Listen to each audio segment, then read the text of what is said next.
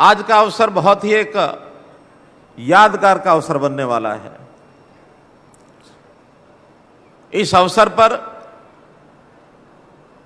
कार्यक्रम करने का जब विचार मन में आया था, उसकी अपनी एक भूमिका है। वो भूमिका जरूर मैं आपके सामने रखना चाहूंगा। हमारा इतिहास बहुत बड़ा लंबा इतिहास है। पीछे अतीत में जाकर देखें तो इस देश के इतिहास में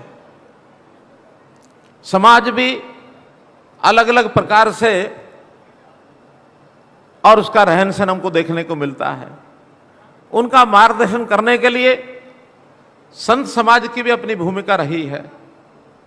और कहीं कहीं ऐसा भी आता है कि हमने दुश्मन आक्रांता जो थे, जो इस देश के ऊपर बहुत समय तक राज करते करते हमको जिन्होंने दबा के रखा था, हमारे ऊपर अत्याचार होते थे, ऐसा एक अपना इतिहास है। धीरे धीरे संघर्ष करते करते देश आजाद हुआ। 1947 में देश आजाद हुआ। कई सरकारें आई, कई गई। और मैं जिस बात की ओर उल्लेख करना चाह रहा हूं, वो जब देश के प्रधानमंत्री नरेंद्र मोदी जी बने नहीं थे, उसके कुछ समय के पहले उनसे कुछ लोगों ने पूछा कि अब देश के आप प्रधानमंत्री तो बहुत जल्दी बनने वाले हैं, 1 आध साल के अंदर बन जाएंगे, वातावरण ऐसा बन गया था। उनसे पूछा गया कि जब आप प्रधानमंत्री बनेंगे तो आपकी प्राथमिकताएं क्या होंगी। अब हम सब जानते हैं, सरकार चाहे प्रधानमंत्री हो, मुख्यमंत्री हो, मंत्री हो, सांसद, विधायक, जो एक सामान्य चलता आता है कि जो जनता की अपेक्षा, लोगों की अपेक्षा होती है, वो आएंगे, विकास करेंगे, हमारे यहाँ सड़कें बनेंगी, स्कूल बनेंगे, गलियां नालियां बनेंगी, तालाब बनेंगे, हमारे अस्पताल बनेंगे, हमारे कोई कारखाने लगेंगे, नौकरियां होंगी, जहाज बनेंगे, रेलवे लाइन बनेगी। सब ये विकास की बातें सामने आती हैं। लेकिन मोदी जी ने इन सब बातों का उत्तर उस समय ऐसे नहीं दिया। दे सकते थे जवाब कि मैं आऊंगा तो इतने बड़े बड़े कारखाने ये खुल जाएंगे, कोई बड़ा उद्योग लग जाएगा, कोई हम निवेश ले आएंगे, कुछ भी कह सकते थे।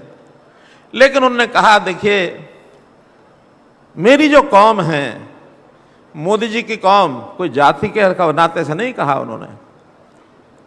उनकी कौम कौन सी? उनकी कौम है ये जो राजनीतिक नेता हैं। ये वास्तव में उन्होंने उस तरफ इशारा किया कि जो मेरी बिरादरी है, उन्होंने कौम नहीं, बिरादरी शब्द उपयोग किया था। तो जो मेरी बिरादरी है, इस बिरादरी की छवि ये बहुत धूमिल हो गई है। इस बिरादरी की छवि मैंने अच्छी करनी है, सुंदर करनी है, विश्वसनीय करनी है। कैसे ईमानदार नेता खड़े हो, मेरे सामने ये चैलेंज है। बोलो चैलेंज था कि नहीं? है जिनको लगता है चैलेंज था कि नेता कहते ही आदमी बिदक जाता था। क्या कि नेता जो है, राजनीतिक नेता होते हैं जो भ्रष्टाचार करते होंगे, जो कहीं गलत काम करते होंगे, जहां जनता को दुख पहुंचाते होंगे। यानी गलत शब्द बहुत ज्यादा मैं बोल भी नहीं सकता, मंच पर ऐसे शब्द लगाए जाते थे। तो क्या कोई नेता ईमानदार नहीं हो सकता? क्या कोई अच्छा आदमी नहीं हो सकता? क्या अगर नेता अच्छे होंगे तो समाज भी अच्छा होगा, ऐसा उनकी धारणा थी। उन्होंने ये चैलेंज बताया था। और इस चैलेंज के बाद आज हम सबको अभिमान, स्वाभिमान है कि आज देश में अच्छे लोग भी राजनीति में आने लगे हैं। और जब अच्छे लोग आने लगे हैं तो समाज को भी अच्छी दिशा देनी है। तो जो मैं बात पहले कर रहा था, ध्यान सारा पीछे लौटकर चला जाता है कि आखिर उस समय समाज में बुराइयां, अच्छाइयां सब होती थी। तो बुराइयों को फैलाने के लिए राक्षस होते थे, अच्छाइयां लाने के लिए कौन लोग होते थे? अच्छाइयां लाने के लिए ये जो हमारा संत शिरोमणि समाज, जो समाज के अंदर महापुरुष संत के नाते से अपनी वाणी से विचार प्रसार करते थे, अपने कोई ना कोई साहित्य के माध्यम से, कोई ना कोई ग्रंथों के माध्यम से समाज को दिशा देते थे। ऐसा ये अवसर, ये सन 1400 के आसपास का जो सारा अवसर गया, उस समय जब धन्ना भगत जैसे व्यक्ति इस पृथ्वी पर अवतरण लेते हैं, उसी समय उससे 50 साल बाद गुरु नानक देव जी आते हैं। उसी समय कई संतों के नाम लिए जा सकते हैं। संत कबीर, महर्षि वाल्मीकि, गुरु रविदास, ये उस समय के नाम हैं। गुरु नानक देव के बाद दशम पातशाही अगले 200 साल तक, ये उन्हीं का नाम उसी समय का है। उन लोगों ने समाज जीवन को पहले भक्ति भाव से ठीक किया, लोगों के मनों में जो बिल्कुल बुझा हुआ मन था, अंधेरा ही अंधेरा था, निराशा ही निराशा थी, लोग भय खाए हुए बैठे थे, उनको कोई बोलने की आजादी भी नहीं थी, उनको थोड़ा सा जागृत किया। और उसके बाद दुश्मनों से लड़ाई लड़नी है तो फिर हथियार तलवार भी उठाई, हथियार तलवार उठा करके दुश्मनों का मुकाबला किया। गुरु गोविंद सिंह के समय में ये सारे काम हुए, शिवाजी के समय ये काम हुए, महाराणा प्रताप के समय ये काम हुए। कितने ही महापुरुष ऐसे हुए हैं जिन्होंने देश को ठीक दिशा दी है। तो विचार आया कि हम भी क्या वो सड़कों नालियों में लगे रहेंगे या कोई संतों महापुरुषों को भी याद करेंगे। उसके बाद हरियाणा में हमने योजना बनाई कि ये रैलियां तुम करेंगे, राजनीति रैली, कभी उद्घाटन है, कभी शिलान्यास है, कभी कोई मांग पत्र आता है, कभी कोई हम राजनीति में किसी को गालियां देते हैं, अपनी प्रशंसा करते हैं, लेकिन इससे काम नहीं चलेगा। हमको ये संतों महापुरुषों के सम्मान के लिए भी कुछ करना पड़ेगा। और तब हमने हरियाणा में योजना बनाई कि संत समाज के विचार प्रसार की योजना, उनके सम्मान की योजना, इसमें जितने भी संत हुए उनकी जयंतियां मनाएंगे। हमने गुरु रविदास जी की जयंती बनाई, भगत कबीर जी की जयंती बनाई, भगवान परशुराम जी की जयंती बनाई, हमने महर्षि कश्यप की जयंती मनाई, गुरु तेग बहादुर जी की, गुरु गोविंद सिंह जी की, कितने ही संतों की मनाई। कुरुक्षेत्र के अंदर जाट धर्मशाला में एक कार्यक्रम में गया, वहां के कुछ लोगों ने कहा कि हमारे यहाँ एक धन्ना भगत का स्कूल उनकी स्मृति में चलता है। जब उनकी स्मृति में एक स्कूल चलता है तो धन्ना भगत किसी ने नाम नहीं सुना। बहुत ऐसा नाम बहुत किसी किसी को पता होता है, कहीं कहीं लोग जानते हैं। सुना हमने कि धन्ना भगत जी की वाणी के 3 श्लोक गुरु ग्रंथ साहब जी में आते हैं। धन्ना भगत जी कौन हुए? अध्ययन किया, और अध्ययन किया तो ध्यान में आया कि देश में एक ऐसा संत जिसके बारे में कोई जानता नहीं है, उनकी शिक्षाओं का प्रचार प्रसार क्यों नहीं करना चाहिए। कुरुक्षेत्र में मैंने 3 महीने पहले घोषणा की थी कि कैथल जिले में धन्ना भगत जयंती अप्रैल में आएगी, ये हम सरकारी तौर पर हम मनाएंगे मित्रों, हम मनाएंगे। ये सारी कहानी कथा मैं इसलिए सुना रहा हूं कि कुछ लोग चर्चा कर रहे हैं कि ये नाम कहां से इनको याद आ गया धन्ना भगत, आज तक क्यों याद नहीं आया। हम कहते हैं मैं याद तो आया, आपको तो याद भी नहीं आया। आखिर कोई राजनीतिक आदमी कोई शिक्षा देने वाले संतों की बात नहीं कर सकता, कोई बंधन थोड़ी ही है। हमको समाज को भी ठीक करना है, हमें समाज का विकास भी करना है, समाज की आवश्यकताओं को भी पूरा करना है। हम शिक्षा की बात भी सोचेंगे, हम स्वास्थ्य की बात भी सोचेंगे, हम सुरक्षा की बात भी सोचेंगे, हम स्वावलंबन की बात भी सोचेंगे, हम स्वाभिमान की बात भी सोचेंगे, हम सुशासन की बात सोचेंगे, लेकिन साथ में संतों की बात सोचेंगे मित्रों, जरूर सोचेंगे, जरूर सोचेंगे संतों की बात। उन संतों की वाणी, उसकी लगन सबको लगे, ताकि जीवन हमारा स्वच्छ बने, सदाचारी बने।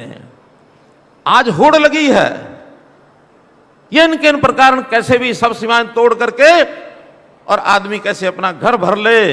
भ्रष्टाचार की सीमाएं नहीं रही थी, इनको रोकने के लिए सरकार के पास कानून नाम की एक व्यवस्था होती है, हम रोक सकते हैं कानून से, लेकिन कानून से लंबे समय तक चीजें नहीं रुकती हैं। आखिर लोगों को जागृत करना पड़ेगा।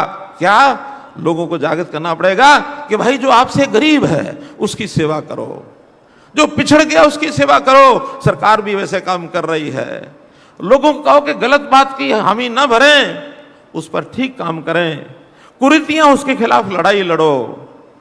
हमने शुरू किया। मोदी जी आए, हरियाणा में कहा कि हरियाणा प्रदेश का नाम बदनाम है, बेटियों को मारने वाला प्रदेश ये माना जाता है, क्या बेटी बचाओ बेटी पढ़ाओ अभियान चला सकते हैं? हमने कहा हम चला सकते हैं।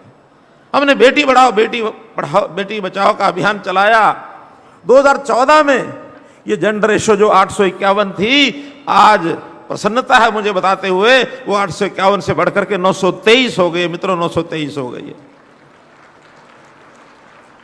है। 2000 लड़के लड़कियों के ऊपर अभी 72 लड़कियां वो कोख से मरने में बचती हैं, उनको जीवन मिलता है। समाज की बहुत बुराई जो आने वाली बुराई, उस कलंक से हम बचने की ओर आगे बढ़ गए, हम बच जाएंगे। और मुझे खुशी है इस बात में, ग्रामीण क्षेत्र की जनता ने, महिलाओं ने संकल्प लिया कि बेटों के नाम से कुआं पूजती थी, बेटियों के नाम से भी कुआं पूजना शुरू किया हमारी माताओं बहनों ने। बेटी के नाम से भी कुआं पूजना शुरू किया। ताई धापो उसका एक बड़ा स्वरूप बना करके सारे गांव में लोगों ने कहा कि ताई धापो ये अच्छा काम कर रही है, हम भी ताई धापो बनेंगी। मुझे आनंद है इस बात का आपको बताते हुए कि जो खापे हैं हमारी, जिन खापों को इंग्लिश मीडिया ने बदनाम किया, उन खापों ने सहायता की और बेटी बचाओ बेटी पढ़ाओ में बहुत बड़ी जागृति पैदा की, बहुत बड़ी जागृति पैदा की। हमने महिला शिक्षा की तरफ ध्यान दिया। महिलाओं के कॉलेज, 42 महिलाओं के कॉलेज अभी तक पिछले 8 साल में, वैसे तो हमने 71 नए कॉलेज खोले हैं, लेकिन 42 केवल महिलाओं के कॉलेज खोले कि महिलाओं की शिक्षा इसको हम आगे बढ़ा सकें। आज भी बहुत सी समस्याएं समाज में हैं। नशे की समस्या बहुत बड़ी समस्या है। धन्ना भगत जी, जो उनकी वाणी में जो कुछ बातें हमने पढ़ी हैं, वो समाज सुधार में, एक तो वो कहते थे कोई गरीब है, कोई भूखा है, खाली पेट है, उसकी भूख का हमको कोई ना कोई उसके मिटाने के लिए प्रयत्न करना चाहिए, हमें दानी बनना चाहिए। और उनके जीवन की तो एक कथा आती है कि वो इतने भक्ति भाव में लीन थे प्रभु कृष्ण जी की भक्ति में कि कभी कोई भूखा आ गया, संत आ गया, साधु आ गया, अपने घर से अनाज उठा करके उनको दे देते थे, किसी को भूखा नहीं जाने देते थे। घर में कुछ अपने लिए बचे ना बचे, बल्कि पिताजी उनके बहुत एक बार गुस्सा हो गए कि तुम जो कुछ मैं लेके आता हूं, कमा के लाता हूं, तुम संतों को बांट देते हो। जाओ, तुम घर नहीं बैठोगे, तुम खेत में जाके काम करोगे, ये अनाज उठाओ, गाड़ी में रखो, बीज ले जा करके और अपनी खेती में जाके बुआई करो। चल पड़े धन्ना जी। धन्ना जी रास्ते में जाते जाते बैलगाड़ी पर अपना बीज रख के जा रहे थे। सामने कुछ साधुओं का टोला आ रहा था। उन्होंने गाड़ी वाले को रोका कि भाई बताओ धन्ना का घर कहाँ है। उनका बोलो महाराज क्या काम है धन्ना से? कि नहीं, धन्ना जी के घर में जाकर के हमको भूख लगी, हम खाना खाएंगे। कहले कि धन्ना तो मैं हूं, कि तुम कहां जा रहे हो, तुम घर चलो और खाना खिलाओ। कि नहीं, घर तो मैं नहीं जाऊंगा, अभी मेरे पास ये जो बीज का अनाज है, चलो इसको लेकर के चलते हैं, इसको पिसवा के लाते और बैठ के खाना बना के रात को आपको खाना सबको शाम को मिलेगा। बीज भूल गए बोना, और वो बीज जो है अनाज पिसा करके उन भक्तों, उन संतों को, साधुओं को जाके खाना खिला दिया। अब खाना खिला दिया, बीज खत्म हो गया, वही करके आनी है। वही रात को बाहर सो गए।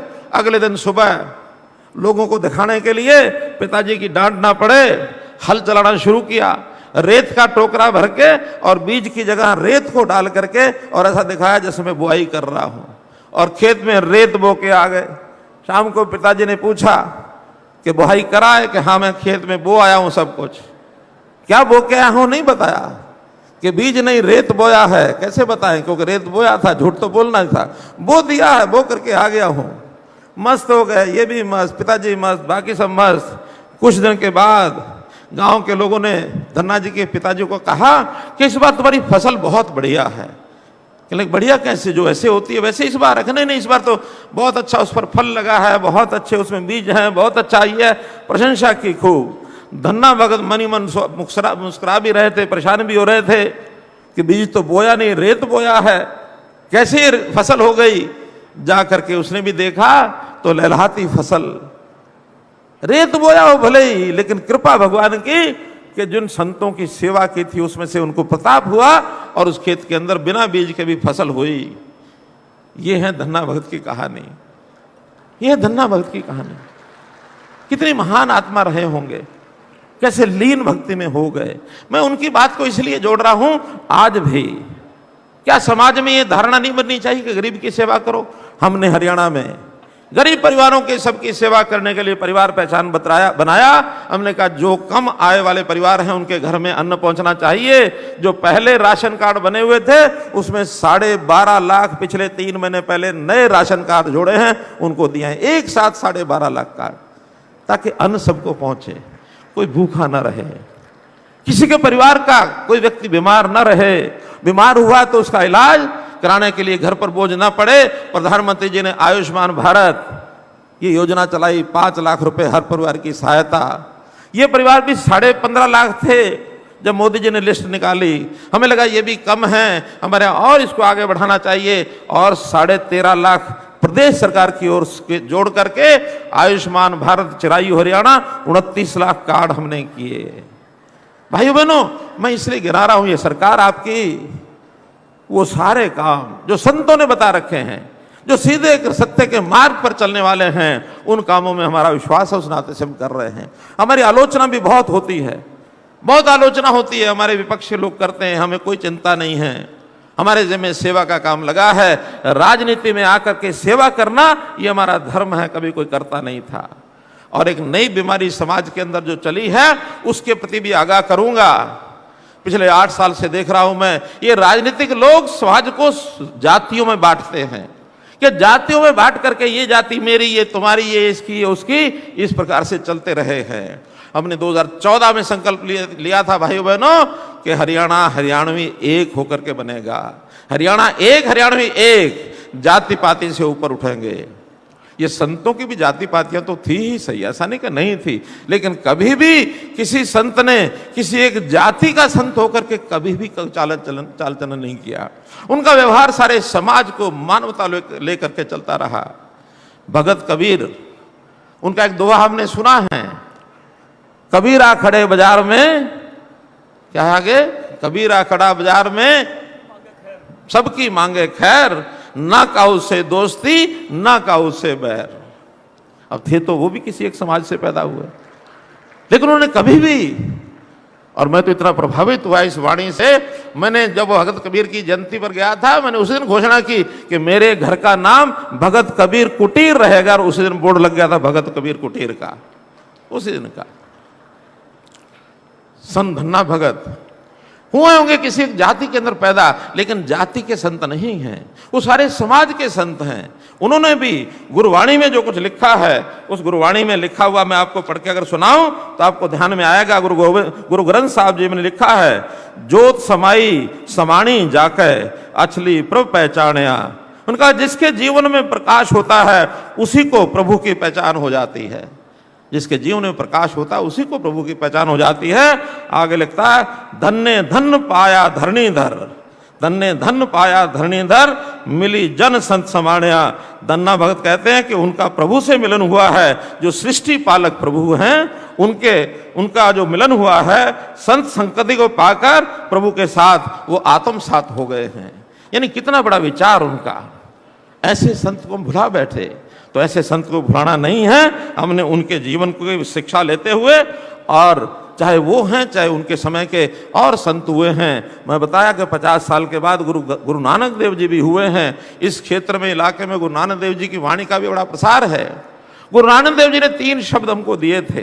उन्होंने कहा था कि कृत करो, अर्थात मेहनत करो, ईमानदारी से करो। दूसरा उन्होंने कहा था कि नाम जपो, भगवान को याद करो। तीसरा कहा था वंड छको, कि गरीब को सहायता करो, सब में बांट करके खाओ। तो सब बांटेंगे, समाज का एक दर्शन ये उन्होंने हमारे सामने रखा था। तो ऐसा करते करते मेरा तो यही कहना है कि संतों की इन वाणी को याद करते हुए मैं तो धन्ना भगत जी के नाम को, उनकी यादगार अमर बनी रहे, इसके लिए कुछ बातें जरूर आपको कहना चाहूंगा। एक तो कहीं ना कहीं हमारी जो पाठ्य पुस्तकें हैं, संतों का जहां उल्लेख होगा वहां धन्ना भगत जी के नाम का भी उल्लेख जरूर कराएंगे, ताकि उनको हम याद रखें। अभी पीछे धन्ना भगत स्कूल में मैं गया था, उन्होंने कुछ मांग पत्र रखा था, छोटी छोटी मांगे थी, बल्कि मुझे कष्ट भी हुआ इस बात का, जिस स्कूल में धन्ना भगत में बच्चे पढ़ते हैं, मैंने कहा भी उन बच्चों को पूछा कि आप धन्ना भगत जी के बारे में क्या जानते हो, एक भी हाथ खड़ा नहीं हुआ। मैंने उसी समय कहा कि धन्ना भगत जी के पुस्तक इन बच्चों को पढ़ाओ, जो जिस स्कूल में पढ़ते हैं उस नाम को याद रखेंगे। धन्ना भगत जी का स्टैचू हमने कुरुक्षेत्र में लगाया था, तो एक धन्ना भगत जी का स्टैचू धनौरी के गांव में या यहाँ के आसपास के लोग जहां चाहेंगे, जहां उनकी मान्यता है, एक स्टैचू उनका यहां लगवाया जाएगा, ताकि अमर बना रहे उनका नाम। धन्ना भगत जी के मंदिर में आज उपराष्ट्रपति महोदय जी के साथ मैं भी दर्शन करने गया था। वहां उन्होंने मांग रखी है कि एक लंगर हॉल बनाया जाए, उस लंगर हॉल की भी स्वीकृति दी जाती है। ऐसे ही वहां एक धन्ना भगत जी के नाम का तालाब है, सरोवर है, उसकी स्पोर्ट वाल, उसकी जो लाइनिंग है, वैसे तो हमारा पौंड अथॉरिटी का काम उस पर चल रहा है, फिर भी उस पर लाइनिंग, उस पर घाट वगैरह बन जाए, उसका और सौंदर्यकरण जो है उसका वो किया जाएगा। इसी प्रकार अब ये छोटी बातें हैं, इनका तो कहने का उतना अर्थ नहीं है जितनी एक बड़ी घोषणा में आज करने का मन कर रहा है, क्योंकि धन्ना भगत जी के नाम से प्रभावित होकर के हमने ये कार्यक्रम किया है। तो बड़े बड़े महापुरुषों के नाम से हमने कुछ संस्थानों के नाम रखे हैं। तो आज मैं जींद जिले में हैबतपुर में जो मेडिकल कॉलेज बन रहा है, उस मेडिकल कॉलेज का नाम संत शिरोमणि धन्ना भगत जी के नाम से रखता हूं, ताकि इनका नाम अमर रहे। बहुत ऐसे पीछे राजनीतिक आदमी आए, दो या तो फिर अपने पिताजी का, दादाजी का नाम रखते हैं, या अपने ही नाम से चीजों को आगे चलाने लग जाते हैं।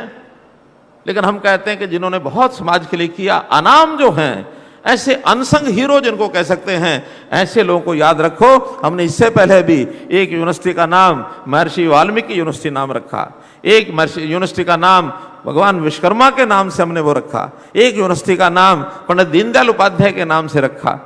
ऐसे ही पिछले दिनों में एक मेडिकल कॉलेज का नाम गुरु रविदास जी के नाम से रखा। तो आज उसी कड़ी में एक मेडिकल कॉलेज का नाम महर्षि संत शिरोमणि धन्ना भगत जी के नाम से उस मेडिकल कॉलेज को मैं रख रहा हूं।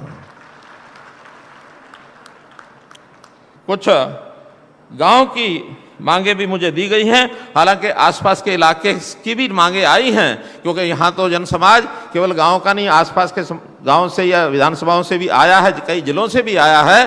तो मैं आज तो थोड़ी मांगे केवल इस गांव की हैं, उसकी अनाउंसमेंट कर रहा हूं। बाकी विधानसभाओं की जितनी अनाउंसमेंट हैं, जब जब भी वहां जाना होगा या हम उसकी फिजिबिलिटी देख करके एक साथ वहां की अनाउंसमेंट करेंगे। लेकिन इस गांव के नाते से चूंकि यहाँ आना हुआ, तो यहाँ के लोगों की अपेक्षा है, सबसे पहला तो धनौरी में एक महिला कॉलेज, गर्ल्स कॉलेज, इसकी डिमांड आई है, उसको मंजूर किया जाता है।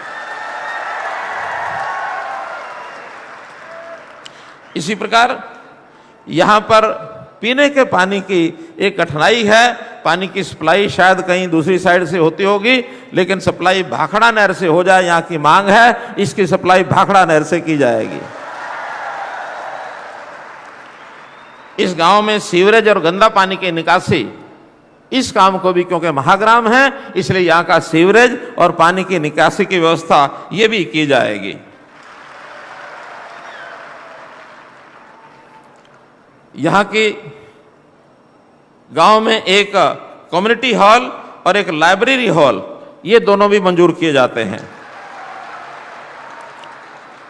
अनाज मंडी, उसमें कच्चे फड़ हैं, उसको पक्का कराना, आरसीसी का कराना, गेटों के रिपेयर, पेंट कराना, मंडी में जो कैटल शेड बना है उसको तोड़ करके उसकी जगह और कोई व्यवस्था उसकी की जाए, एलटी लाइन बिछा करके लाइट की व्यवस्था की जाए, और मार्केट कमेटी का कार्यालय बनाया जाए, पीने के पानी वाटर सप्लाई का जो सिस्टम है मंडी का, वो सब किया जाए।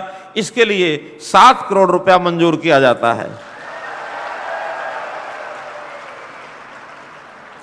यहाँ की जो गौशाला जिसकी चर्चा हुई है, वैसे तो गौशालाओं का हम सभी गौशालाओं में ये व्यवस्था करने वाले हैं। 1-2 दिन में हमने इस बार गौशालाओं का बजट वो काफ़ी बढ़ाया है। पहले 40 करोड़ रुपया बजट होता था, इस बार उसको 400 करोड़ किया है। कुछ नई गौशालाएं बनाई जाएं, इसके लिए हम उनके लिए अनुदान उनको देंगे, ताकि जो सड़कों पर घूमने वाला पशुधन है, बेसहारा पशुधन, इनके लिए नई गौशालाओं बनाने के लिए हमने अनुदान देने की बात की है। लेकिन चलती हुई गौशालाओं में भी थोड़ा बहुत योगदान, जैसे जनता तो खूब करती है, लेकिन हम भी अपनी ओर से थोड़ा थोड़ा योगदान, ताकि गौशाला में चारा आदि खरीदने का काम वो कर सकें। यहाँ की जो गौशाला है, बाकी अनुदान तो आएंगे, लेकिन आज केवल इस कार्यक्रम में आने पर इन्होंने याद कराया है, तो 21 लाख रुपया उस गौशाला के लिए भी देके जा रहा हूँ।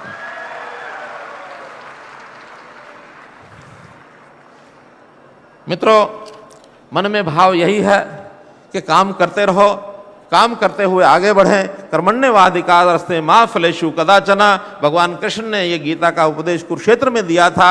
और ये कुरुक्षेत्र की जो 48 कोसी परिक्रमा की जो एरिया है, मुझे लगता है या तो उसी के अंदर आता है, उसके नज़दीक लगता है। इस क्षेत्र में भी मैं आप सब लोगों से आह्वान करूंगा कि निस्वार्थ भाव से, ईमानदारी से, मेहनत से आप आगे काम करते रहें। जिसकी ज़रूरत है उस ज़रूरत को पूरा करने का काम हमारा सरकार का है। हाँ, जिसकी ज़रूरत नहीं है वो हाथ आगे ना फैलाए। मैं ये बात कई बार कहता हूँ हूं तुम्हारे कुछ लोगों को अच्छी नहीं लगती, वो कहते हैं आपने जो करना वो किया करो, ये क्यों कहते हो ये ना किया करो। मेरा इसलिए कहना होता है कि जिसको नहीं ज़रूरत होती जब वो ले लेता है तो जिसकी ज़रूरत होती है उसको नहीं मिल पाता है। इसलिए उनके साथ अगर न्याय करना है तो जो ठीक ठाक लोग हैं उनको अपने दोनों यानी हाथों की 10 नाखून की कमाई करके आगे बढ़ते हुए और अपना काम चलाना चाहिए। जो बेचारा पीछे रह गया है, जैसे घर में भी एक परिवार का जो आदमी होता है उसको यानी कमज़ोर अगर होता है उसी की सहायता की जाती है, और सरकार जो काम करती है उसमें सहयोग करना चाहिए। बहुत से लोग ऐसे भी हैं जो दबाव बनाने के लिए कई बार जो है ना, जैसे जिसका धिंगताना करना, आंदोलन करना, स्ट्राइक करना और ज़बरदस्ती काम को कराने का भाव जो रखते हैं वो काम में बाधा डालते हैं। उनको भी हमको समझाना चाहिए कि जो अच्छा काम सरकार कर रही है उसका साथ देना चाहिए, कहीं कोई कमी रह जाए तो उसके लिए बात करनी चाहिए। संवाद से चीज़ें आगे बढ़ती हैं। इतनी बात कहते हुए मैं आपका बहुत बहुत आभार और धन्यवाद करता हूँ। बहुत बहुत धन्यवाद।